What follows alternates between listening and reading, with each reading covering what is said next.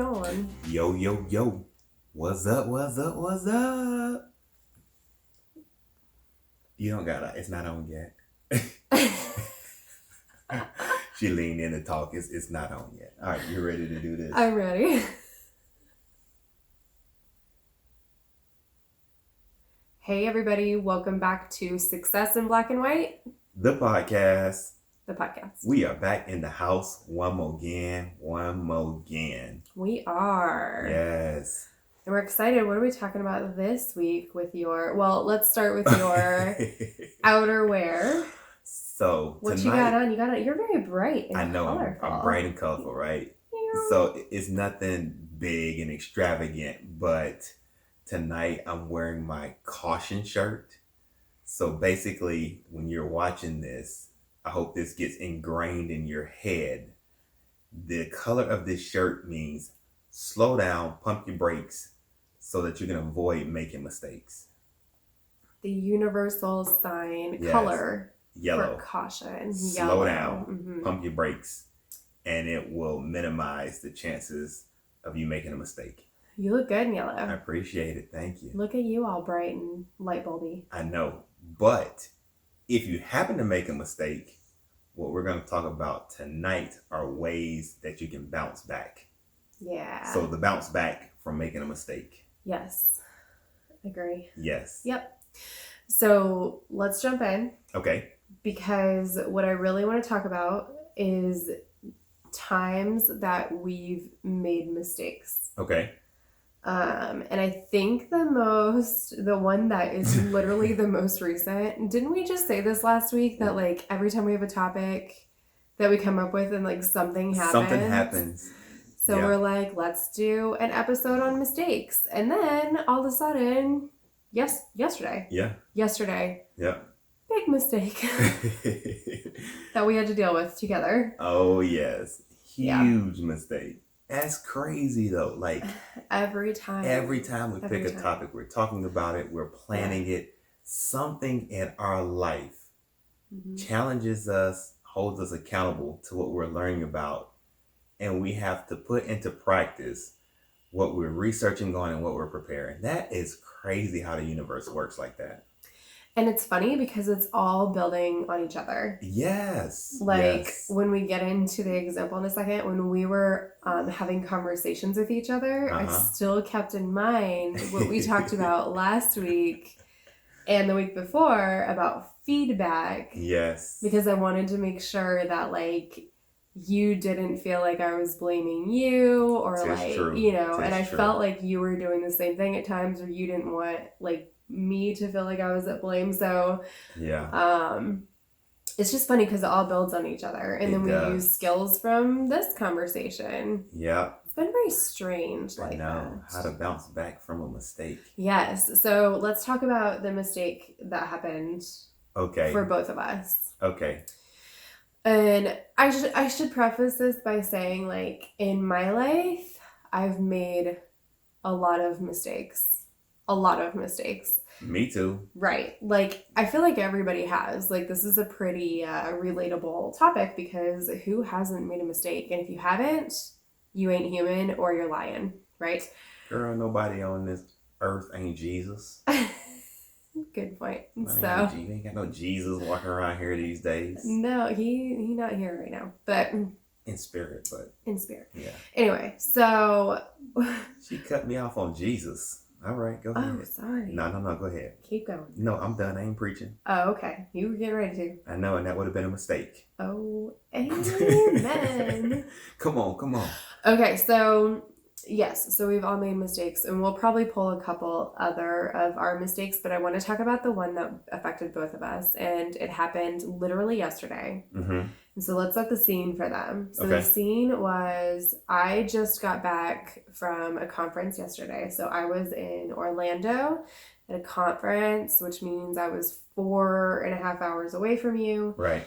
And we, just because I'm gone or I'm at a conference or just because he's gone or at a conference doesn't mean that our business stops. Yeah. And so, we have systems in place and some are automated and they keep going. But what we discovered when we put our podcast out, because we release on Tuesday mornings, and we put the audio out on Podbean and Apple Music and Google Play and all of those. All of them. Yeah, Spotify, everything. Yeah. We Daryl started listening as he was getting the kids ready because I was gone, and he called me, and his voice was like, I don't even know how to describe your voice. Like, you were angry. I was upset. And I was disappointed. It was very early in the morning. You sounded like you were like still half asleep. I was tired. Yeah, you sounded like you hadn't had your coffee. I hadn't. Oh yeah, I heard it in your voice. So I hadn't had coffee yet, and he was very angry, and he told me the episode disappointed. Is okay, disappointed. The episode is skipping. So go back and listen to it, and it skips. And I'm like, what are you talking about? And he told me, he goes, go listen at 20-minute mark and you'll hear it. And I did. It would skip out sections, like 10-second sections. Right. Which is a huge amount of sections in audio to be missing, because you miss most of the points. And then it would come back in and you could hear it clearly, and then all of a sudden it skipped again. Right. And so then I was upset because we had already put this out, because we actually published the episode on Sundays for our insiders. So they get to hear it 2 days early. Out of all of our insiders that I know clicked on the link, not one of them was kind enough to tell us. No, don't say it like that. They probably understood. They're like, oh, they just had a blunder. Yeah, that's I'm not going to say that they weren't kind enough to tell us. I mean, if you are an insider and you do hear anything that sounds off from our quality, tell us. Tell us. Please. Please do. We hold ourselves to high standards. And we ask that if anybody hears anything that doesn't sound like us or represent us, please let us know. Please let us know. We take feedback very well. And very seriously. Yes. So we would change it. And actually, that was probably just a mistake. Like, I probably shouldn't have said, should have been kind to tell us. Yeah, no, it's all good. I got you, baby. But anyway, yeah. So it was skipping, and we just didn't know what to do. And he's like, go in and make sure that it is not as bad as I think it is. And so I went in and I listened. I'm like, it's bad. So we pulled it down, we deleted it, and then I had to call him back, and I'm like, I don't know what to do now. What do we do? And then we kind of got into this conversation that I was afraid was going to be like the blame game. Well, you know, you did this, or you didn't do this, or we didn't do this, or this didn't happen, or this happened. And so we had to kind of work through that. Right. I think we made it through that very well. Well, yeah, I think because we just did the feedback episode. Right. So we were both practicing exactly what we were just putting out. So because it's really easy when a mistake happens to put the blame on somebody else. Yep. To point at somebody else and tell them everything that they had to do with it. Right. And exclude yourself from the situation or the cause of what happened. So right. Especially if it's a team. Oh yes, most definitely. Yeah. There's more people that blame can go around too. Absolutely. So you want me to jump in and kind of... Yeah, you want to finish? Yeah, definitely. I'll finish. What happened? So we pulled it down, and April and I worked back and forth via phone and text to figure out what our next approach would be to correct it. And fortunately, we have a couple of different recording options or things going on. So we had another sound bite available. And she said, all right, we got to use this one, which is our backup. Right. Now with your backup, it is exactly that. It's a backup. So the quality isn't quite the same as us using these microphones that we have. Right. But it's still, workable. It was still something. And it was still something. And you could still hear the entire conversation. Correct. So even if it was not as great of audio right. quality, the content was still there. Get the content, which was Definitely. our goal. So then we had to prioritize. Yeah. So I pulled that second the second sound bite, and I kind of had to engineer it a little bit and change some things and get it to a place to where we at least felt comfortable putting it right back out because it was our release date. So I worked on that, and we went back and forth, and we kind of navigated through putting it out, how we were going to release it, how we we're going to let the people know that may have downloaded it or that may have heard it previously Right. and heard those skips, how we're going to inform them and let them know that, hey, we put out this new copy, and it is way better. You can hear everything, and those spaces in there Yeah. weren't supposed to be in there. And you might want to go back at least at the 20-minute mark or something and listen in and kind of capture the entire episode. So, Yeah, agree. I want to start working into some of the key ways to learn from a mistake with okay, this example because we're really hitting on some of them right now. And the first perfect. one is to. Well, hey, can I do this? Yeah, go So ahead. before we jump in and do that, I definitely, and I was kind of writing this down in my notes. I think it'll be a good place to kind of identify like types of mistakes. Oh, And the only okay. reason why I wanted to do that is because I want everybody to kind of know if they make a mistake, it typically falls into one of these two categories Oh, that we're going to say is our two categories. There might be other things out there. Other people might say different things, but this is how I would categorize them. And I know that she would agree okay. because we've talked about it before. But there are two types of mistakes. There's the Okay. honest mistake. Mm-hmm. And most times I'm hoping that most of the mistakes that you make are honest mistakes. And I kind of wrote down some notes. So if it's an honest mistake, that means that it's systematic. So that means that you've kind of like prepared or you're Mm-hmm. doing things the way that you think is the right way, or you can do everything right. But a fault in your system or a system that you're relying on kind of takes place and override what you've done, which in sense turns into a mistake, which is an honest mistake.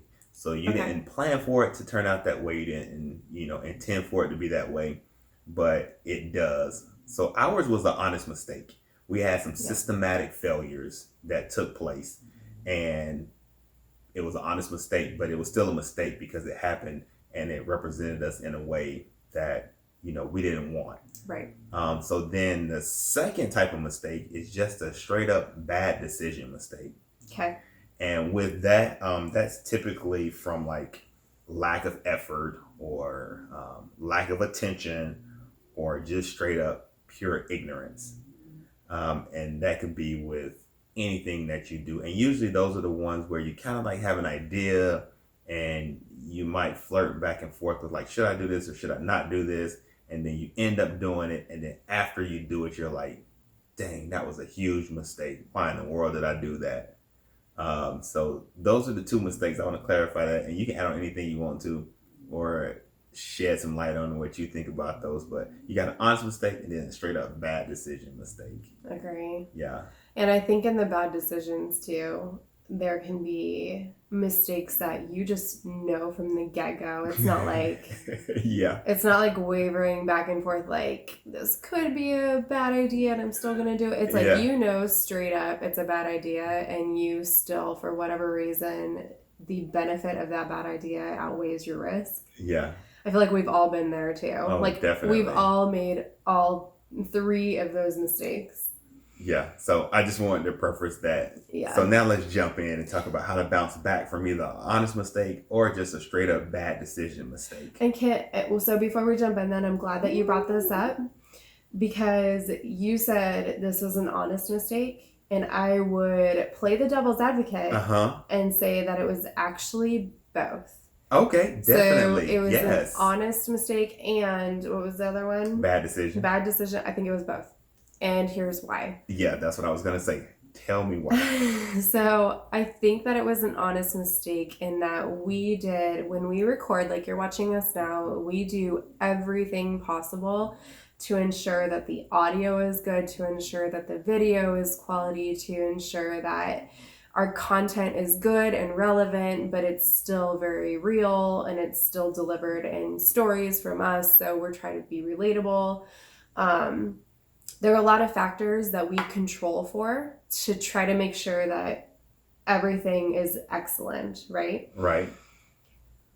So we have factors after that too, because there's so much that goes into promoting our episodes and there's so much that goes into promoting our business.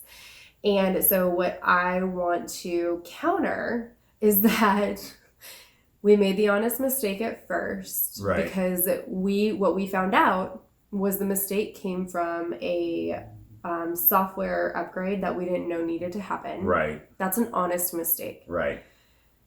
Where I say it was a bad decision is, okay, we've got a couple different things going on. We've got video, we've got audio, and we both do quality control checks. Yes. And we got so used to being in a routine and doing them that we got lazy. Has anybody ever been in a routine, you get used to it, and then you get lazy in doing it? I'm sure people have. Definitely. Yes, I agree. I'm glad you made that point. So what Tell them about the quality checks. The quality checks. This is, and I told Daryl, I said, I feel like this is on me because we both are responsible for quality checks. I guess it's really on both of us. So by Saturday night, which is when we do our quality checks, or we have them done by this point, this is like our deadline to do quality checks. By Saturday night, I had checked the quality of the video. Right. And I was like, it's good to go. I told Daryl, I'm like, it's good to go. The audio, like what we talked about sounds good. We sounded good. The content was there. I know in the mics it'll sound even better. Like it sounds good. So don't worry. Cause he was like, well, I'm really tired. And he had been working that day. And like, I was like, I get it. So I was like, don't worry about it. It sounds great. Don't worry. So I told him, like, you don't have to check the audio. I think it sounds great. And where I didn't account for is the content may have sounded great and we may have sounded great, but the technology failed us. Right. And so I think that's another element is you can just get lazy. Yeah, that's what happened. And mistakes happen when you drop the ball. I mean, when you intentionally are lazy and drop the ball. Right. Mistakes happen. So that's why I'm saying that this was both an honest mistake and we just didn't do our part. Right. Absolutely. Like we made bad decisions. Some bad decisions were made. Yeah, that is a good point. And I'm glad that you said that because with it being those two, it's not an either or.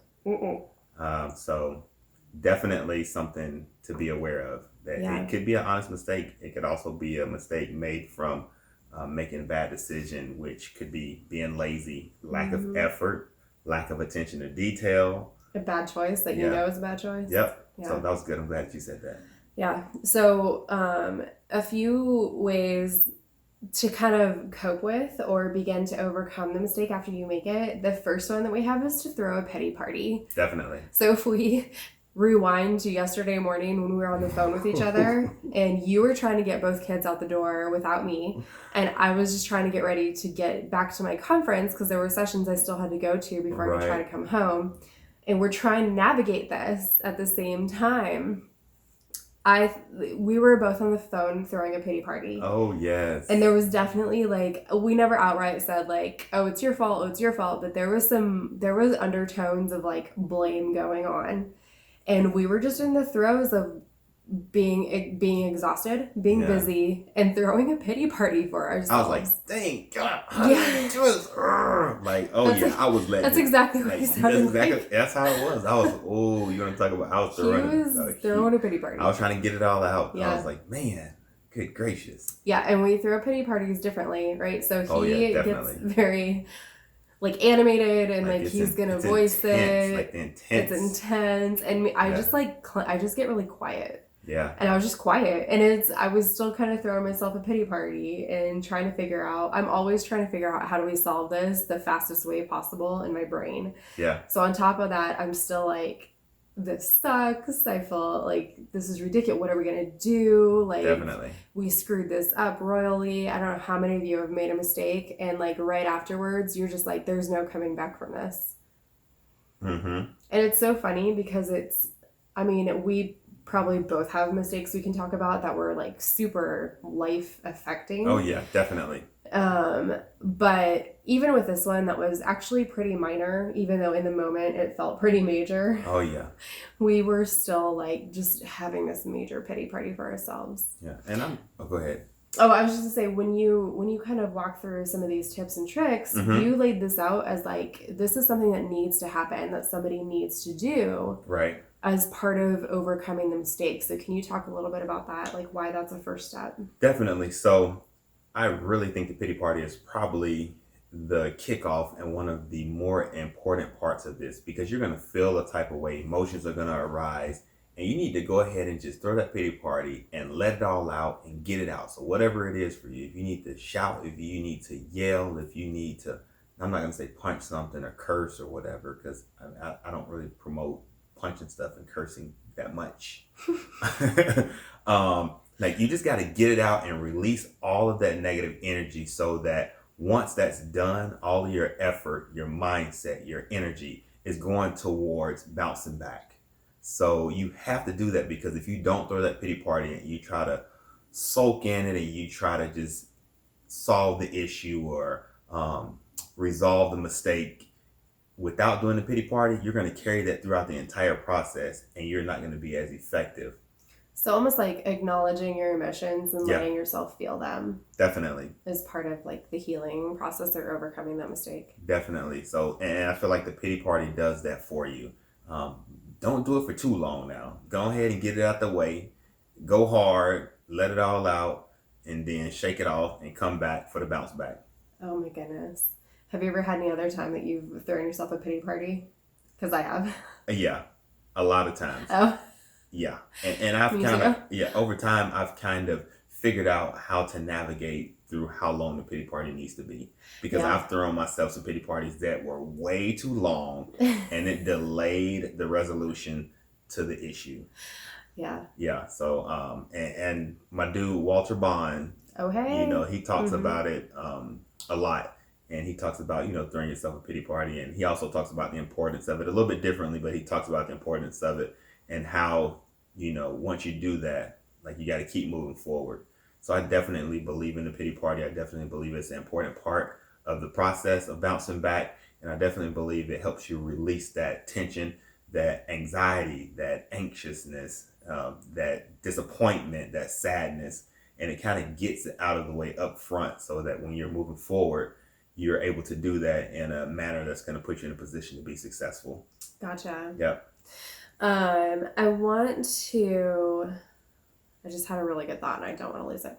Okay. But I don't want to talk about it now because it doesn't fit here now. So okay. Let's move on to the next one. All right. Okay. So, the second step to overcome or move on from a mistake is acknowledgement. Yep. So after you throw your pity party, this happened, I feel really bad about it. You kind of, it's okay to wallow in your self-pity for a certain period of time. What would you say is too long? It depends on the level of the mistake. For us, too long would have been more than like 3 to 5 minutes because we had to get that next episode out. Yeah. But we had to get past that initial so that we could move forward and be productive and be efficient with getting it out. If we would have pity partied for too long, we would have missed the window for getting it back out. Yep. True. So, and that would be very solution focused. Yeah, and that would have carried over into our image. Yeah. And what we stand for and how we do things. Yeah. And we definitely didn't want that. So the pity party, yesterday it took us about 3 minutes. We went back and forth for about like 3 to 5 minutes. Yeah, we felt pretty bad for ourselves. Finally, it was kind of like that exhale, like, okay, all right. Well, what you want to do? Yeah. And then we're like, all right, cool, let's go. Yeah, that's true. So we were able to do that because we both acknowledged then that there was a mistake that happened. Definitely. And I like what you said here is be honest with yourself and don't look for excuses. Because I think that, and it can kind of fall back into the pity party, but this is where usually you see a lot of the blame game. Yep. And whether that is on a system or a process that you use because it seems like an individual mistake, or whether that is on somebody else because this was part of a team effort. Yes. It's important to be honest with yourself about what actually happened and to not make excuses for it, because then you don't move anywhere. Yeah. You don't move forward. And that's the hardest part, not finding someone else or something to blame it on. Like, that's the hardest part, because you initially want to think that I believe in myself. I know I wouldn't make this mistake. I know I did everything right. This could not have been on me. Like, where did this go wrong? What happened? What caused this? And then you just go walk into your bathroom. Most people, I'm guessing, have mirrors in there and just look right into it. That's why. Be real with yourself. Yeah. Acknowledge what you did and how you impacted or affected whatever caused the mistake, and hold and stand true to that. Yeah. And don't try to blame it on somebody else. Don't try to blame it on something else. Yeah. Because when you go back to what you discussed about our checks and balances, like I was like, dang, that was on us. Yeah. Like I can say that there was a technology issue, but that's what we got our checks and balances for. Right. And we didn't do And that. we didn't do it. Which would have caught that. Right. So that was on us. That wasn't on the technology, because that's going to happen. It's going to fail. Right. And it's technology. That's why we do the quality checks, and that's why we instilled it into our system and into our process. Yeah. And we got lazy because everything had worked for us so well up to that point that we just kind of, all right, this one time it'll be fine. And it's always that one time that you're like, this has been going so well, and then something is going to happen because the universe needs to teach you a lesson. That's right. About getting complacent and getting lazy. You laugh, but this is serious. This is very true. It is true. This is what happens. I'm laughing because this exact example that you're explaining slapped me in the face yesterday. It slapped us both in the face, and we're like, we're great. The first time we didn't do a quality check. Ever. And look what happened. Yeah, I know. So we got complacent, we got lazy, and this was a message to us because it could have been a much bigger issue that we were having with our mistake, right? Could have been a much bigger mistake. That is a good point. I'm sorry. If you're watching, you probably saw me get a serious face, but that is a good point because I'm glad and I'm appreciative that it was something, I mean, I'm going to say smaller. Yeah. Yeah, that we were able to learn from that. So, yeah, definitely. I like the acknowledgement, though, and I like what you're talking about kind of going through this process to understand your decisions leading up to what was then a mistake. Right. Right. And so you're talking a lot about what was the goal in the first place of what I was trying to do. And for us, it was putting out an episode, right? What went wrong? We got lazy and complacent. We're trying to do it fast because, we're trying to get other things done. Yep.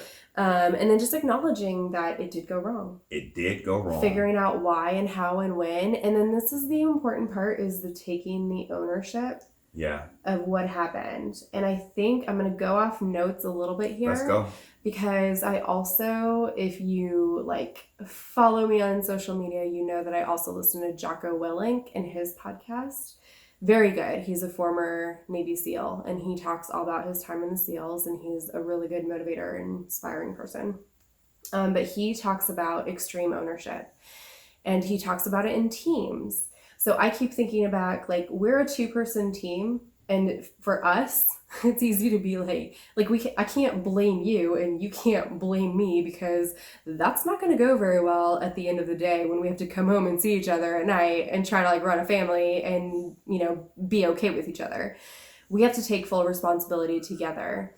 When you're in a team, say at work or somewhere else, it's going to be a lot easier to try to place the blame on somebody else about what went wrong. And so what Jocko talks about is this concept of extreme ownership, where you may not have even been present at the time of the mistake, but if it's something that happened within a team you're part of, there is some way that you contributed to that mistake. And once you can own up to that, and everybody sees you do that, then other people are more likely to own up to it. And then it becomes a team issue and not just everybody finger pointing or blaming somebody else for a mistake in a team. Preach, sister, preach. Yes, so I'm preaching mode. No, I like that. She went motivational on y'all. I'm sitting back hey, you better get it, girl. That's right. But it's important to think about because he's right.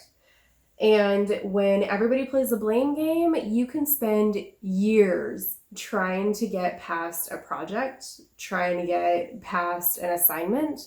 And if everybody can take ownership and it starts with you, whether the mistake was on you or not, if you just say, look, maybe it was my fault, I didn't, help this person out the way I should have with this project. Right. Or maybe I wasn't accessible enough for this person to come find me, and you genuinely take that on, then everybody's going to be like, oh, maybe there are parts of this we need to take ownership of as well. So you can start to move past it. So I'm glad that you have acknowledgement as the second one, because I think that is probably one of the more important ones. I agree. 100%. Yeah. So the third one you have is to make a plan. Right. I think that when you're talking about bouncing back, you can't bounce back if you don't have a plan of where you're going to bounce to. Okay. So if you take ownership, like you said, Mm-hmm. then the next step is, all right, what can I do to make sure that I am able to rebound from this mistake? And Yeah. for us with the episode, like our plan was like, okay, let's get our second audio. Let me check it. Let me send it through the process of making sure that the sound quality is good enough for us to put out. Let's re-release it right now. You write the blurb to email out to the people, let them know what happened, why we are re-releasing it. Good gracious. And that was our plan. Mm-hmm. And we came up with it, and I said, do you need to add anything to it? And you said, nope. I said, I think I've added everything that I need to. How do you want to prioritize this? We came up with a plan, we prioritized it, and we followed through on it. Mm-hmm. So I think that in order for you to bounce back, you have to have a plan in order to have something to bounce to. Agree. Yeah. And I really want to talk within this tip about having a plan, about how do you, there are some mistakes that you can't fix. Right. There might be some mistakes that you can fix. Mm-hmm. And so you have to really determine first, before you make a plan to, or not before, but within your plan to rebound, do you have to go back and fix the mistake, or is the mistake unfixable? And do you have to move forward from there? Right. Good point. Yes. Right? Mm-hmm. So I really want you right now, because I know you and I know this story. Mm-hmm. This is one of my favorite stories. I want you to tell your car buying story. And oh, okay. And you know which one I'm talking about. I do. And how you made a mistake with buying a car. Okay, yeah.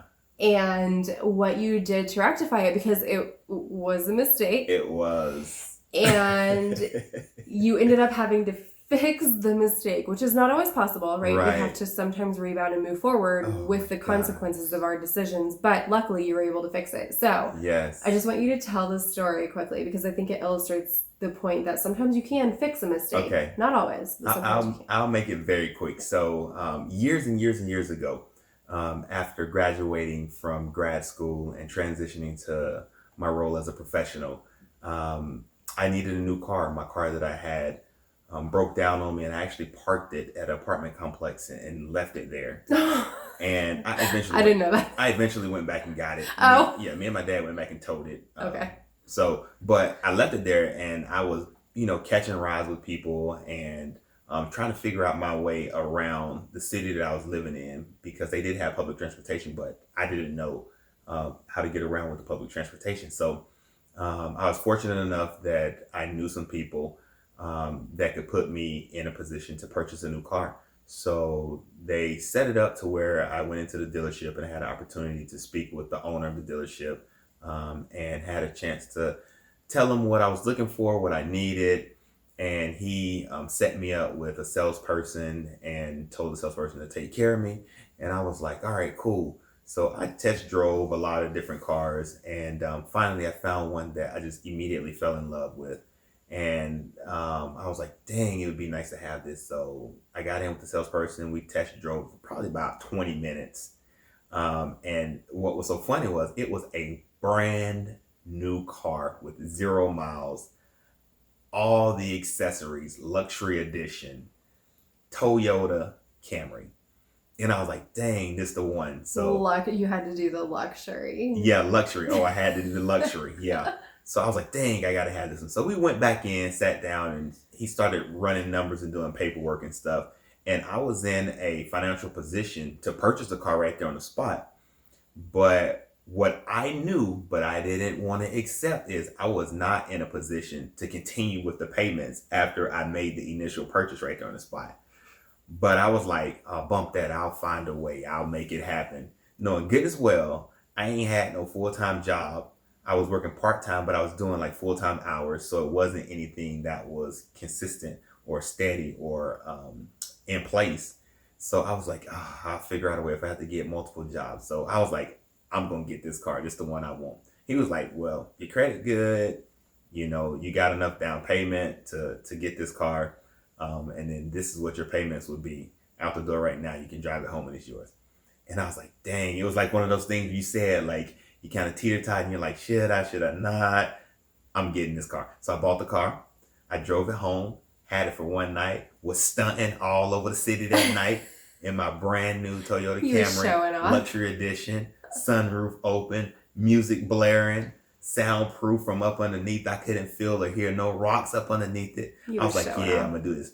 So the next day, I talked to a couple of people, my parents and a couple of friends, and the person who actually put me in contact with the owner of the dealership, and I was explaining like what I got and the situation, the circumstances about like how I was gonna make those payments. And this person was like, "What is wrong with you? Like you are out of your mind." And this person said, "This isn't gonna work for you, and this is not what you need in your life right now. And you need to, I think, correct this." And I was like, okay. Do you want me to just call the dealership back and be like, hey, I'm bringing this car back? And the person was like, well, you need to take these steps. And I think if you follow these steps, you can make it work. So after I realized it and was honest with myself and was like, dang it, like this person is right. Like, I don't know how in the world I'm going to be able to afford this. I took the car back. So I contacted the owner again, wrote a heartfelt letter, went in, talked to him, and he was like, I understand. And he was like, wow, I commend you for doing this and, owning up to this and being honest with yourself about this, because we would have came and took that car if you couldn't pay for it. And that's the last thing that I wanted to do, was take a car from somebody. Wow. Yeah. So I went back and he had another car on the lot that would fit my financial situation and the payments. And I went from a brand new luxury edition Toyota Camry to a Hyundai Sonata. But that was the car that you picked me up in. I know. Balling. Yeah. And that car lasted me for probably about 10 years too. Yeah, that was a good car. With no problems. I take that back. Did have some problems, but the warranty that Hyundai had was good. This isn't they're not sponsoring this episode. What am I talking about? I don't know. Anyways. Wasn't that the car that had the dead squirrel in it? Yes, I did have a dead squirrel in there. Yes. No, it was a cat, not a squirrel. Oh my God. A dead cat, not a squirrel. Anyways, a kitten crawled up into my exhaust in my motor and couldn't get out, and it died. And then I couldn't find out where that funk was coming from. And I took it to the dealership, and I was like, my car stinks. Also, it's running hot. Can you tell me what's going on? They called me back and said, excuse me, sir, are you missing a cat? I said, no, I'm not. Are your neighbors missing a cat? I don't know, and I don't care, because the cat should not have been up in my garage to crawl up in my car. Get him out. Oh, poor Sorry. Daddy. I mean, I was a little saddened and remorseful, but still, get him out. Well, yeah, I was going to ruin your car. Anyways, that was a mistake that I made, and that's how I corrected it and fixed it and kind of bounced back. And it did work out, but it definitely was a mistake, and it definitely was a bad decision mistake, because when I was in there signing those papers, and even when I was thinking about making that purchase, I knew in my mind there was no way you're going to be able to afford this right now, no matter how many jobs you get. Oof. And I still did it anyways, and I balled out one night. One night. And then I took it back. I love it. I love it. So I like this and then make a plan. Okay, so you identified versus a mistake that you had to rebound from. And then you identified your resources. Yeah, I definitely identified my resources. Well, because you didn't have enough resources to pay for the car. That's right. That's right. I identified my resources. And I think one of my resources was the person and the people that I kind of confided in and relied on. And then also having a resource to be able to go back and talk to the owner like that. True. Was definitely a privilege, because most people don't get to do that. And most times there is some type of repercussion or money lost or something associated with, taking a car back. Yeah. Well, nowadays, though, they do have that, like, if you don't like it within 48 hours, bring it back and we'll give you all your money back. That's true. But they didn't have this back then. We're talking like almost 15, 20 years ago. Ooh. So, yeah.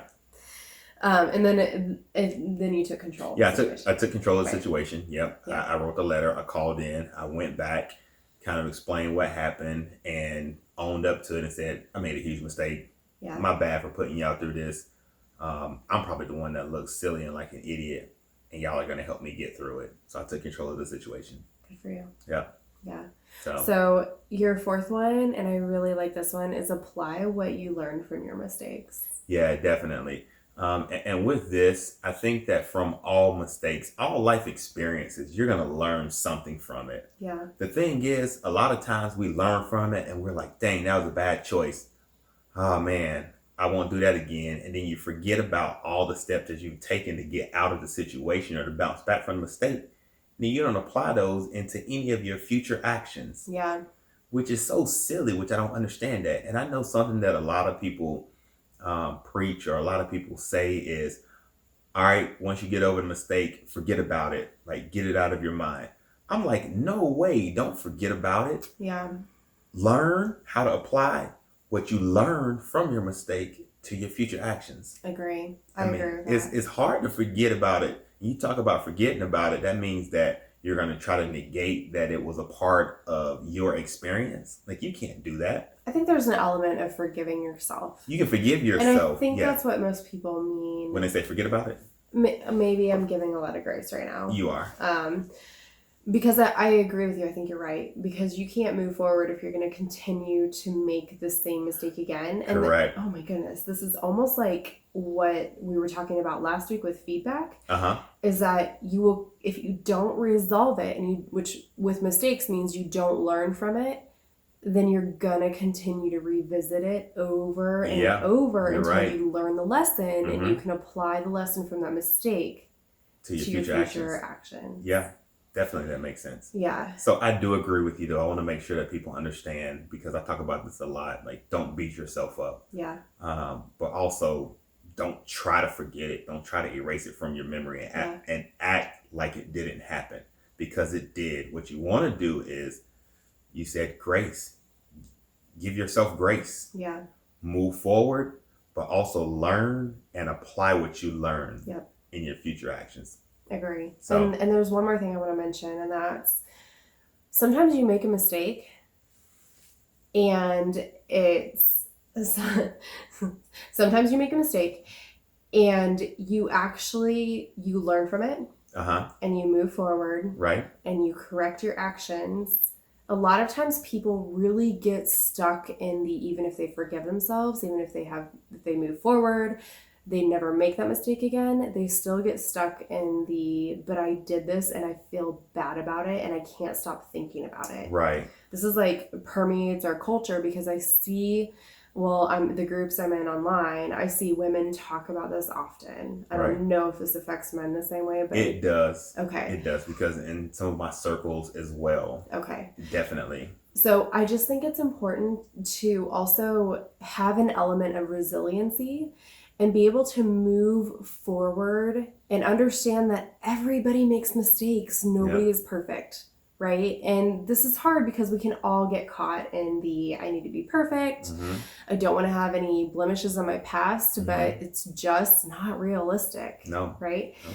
And so you have to forgive yourself, you have to move on. And there's just an element of, you know what, maybe that mistake was supposed to happen for a reason. I can tell you guys, and I'm sure a lot of people could say the same thing. My life is built on both good decisions and mistakes.